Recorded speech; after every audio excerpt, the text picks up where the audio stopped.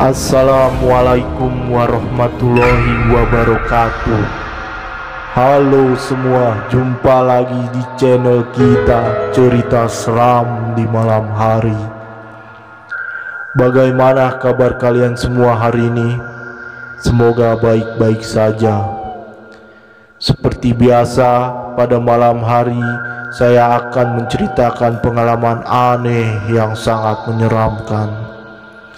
Sebelum saya melanjutkan ceritanya, jangan lupa klik tombol subscribe dan tombol like-nya agar kami lebih semangat lagi membuat cerita tentang hantu. Cerita ini diambil dari kisah nyata yang diceritakan langsung oleh narasumbernya. Pada tanggal 19 Februari 2018, saya melakukan liburan keluarga di daerah Puncak. Saya menyewa sebuah villa yang tidak jauh dari perkebunan teh yang sangat luas dan pemandangannya yang sangat indah. Kami pun menginap 2 hari 1 malam.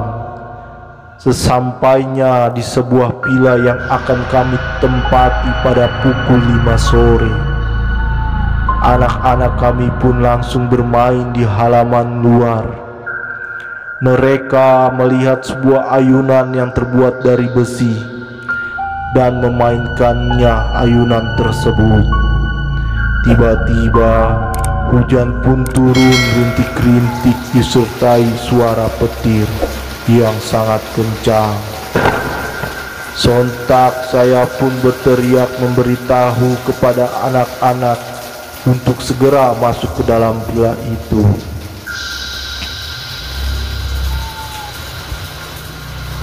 Istri saya menghidangkan makanan yang sangat enak dan lezat. Pukul menunjukkan jam 7 malam. Kami pun berkumpul di ruang tamu dan bercanda gurau kepada anak-anak dan istri saya hingga larut malam.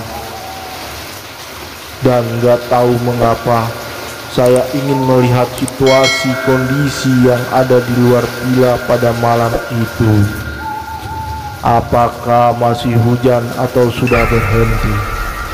Ternyata hujan pun semakin deras dan kabut pun turun sangat tebal sampai menyelimuti halaman villa tersebut. Saya melihat ayunan yang tadi sore dipakai oleh anak-anak bermain. Tetapi saat itu ayunan tersebut bergoyang-goyang sendiri, seperti ada yang memainkannya.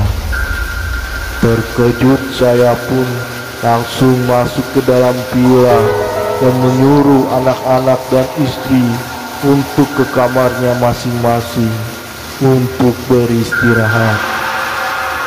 Karena besok paginya kami sudah merencanakan untuk jalan-jalan ke tempat wisata. Akhirnya saya pun masuk ke dalam sebuah kamar bersama istri. Perlahan-lahan saya memejamkan mata hingga akhirnya kami pun tertidur. Tepat jam 2 malam saya pun terbangun dari tidur. Saya mencium aroma bunga melati yang sangat wangi di dalam kamar. Sambil duduk di tepi kasur dengan mata gontai, saya berniat untuk mengambil sebuah air mineral dan meminumnya.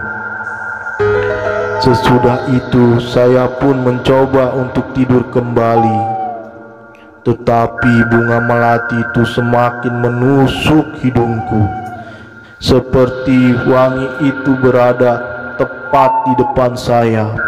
Sampai-sampai saya menutup hidung saya dengan bantal, tetapi tetap saja wangi itu menembus bantal.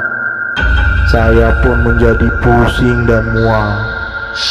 Pikiran saya terus berpositif thinking bahwa wangi bunga melati itu berasal dari sebuah pohon yang tidak jauh dari halaman villa. Saya mencoba untuk memejamkan mata kembali, tetapi saat saya memejamkan mata, bulu kuduk saya pun berdiri, dan perasaan takut pun timbul hingga perasaan ini tidak tenang. Hawa yang begitu dingin seakan belum cukup membuat saya ketakutan. Saya merasakan di samping saya seperti ada seseorang yang sedang memperhatikan saya. Saya berusaha untuk tidak melihatnya, tapi saya penasaran untuk melihatnya. Ternyata ada sosok makhluk menyeramkan yang berdiri di samping saya dengan memakai jubah berwarna putih yang penuh dengan bercak merah di jubahnya. Matanya melotot seperti mau keluar dan mengeluarkan sebuah cairan berwarna merah. Saya terdiam membisu sambil menarik selimut untuk menutupi seluruh tubuh saya. Badan pun bergemetar sampai mengeluarkan keringat dingin hingga menggigil. Surat-surat pendek pun saya bacakan untuk mengusir makhluk itu. Tetapi tiba-tiba terdengar suara seperti memanggil nama saya. Sugi, Sugi. Saya pun segera membangunkan istri saya yang sedang tidur pulas di samping saya. Hingga istri saya pun terbangun dalam tidurnya dan menanyakan apa yang sudah terjadi dengan saya. Tetapi saya tidak mau menceritakan apa yang sudah terjadi kepada saya. Takut istri saya malah ketakutan. Istri saya tidak percaya apa yang saya katakan. Melihat wajah saya pucat dan badan saya penuh dengan keringat, diambilkannya sebotol air mineral dan menyuruh saya minum. Terdengar suara azan subuh berkumandang. Ayam-ayam berkokok. Kami berdua langsung melakukan sholat subuh berjamaah.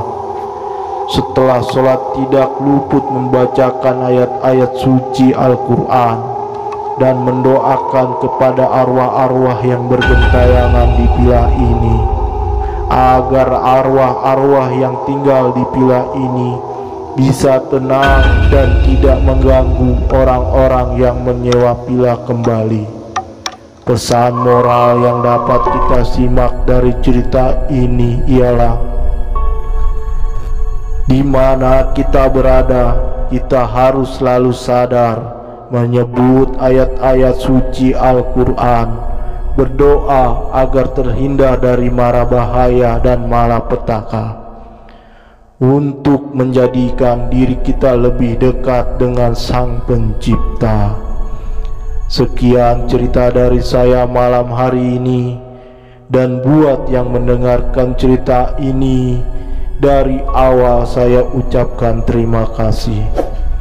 Jangan lupa subscribe dan tekan loncengnya agar kami selalu menyajikan konten-konten yang membuat bulu kuduk merinding. Sampai jumpa lagi di cerita selanjutnya. Selamat malam. Wassalamualaikum warahmatullahi wabarakatuh.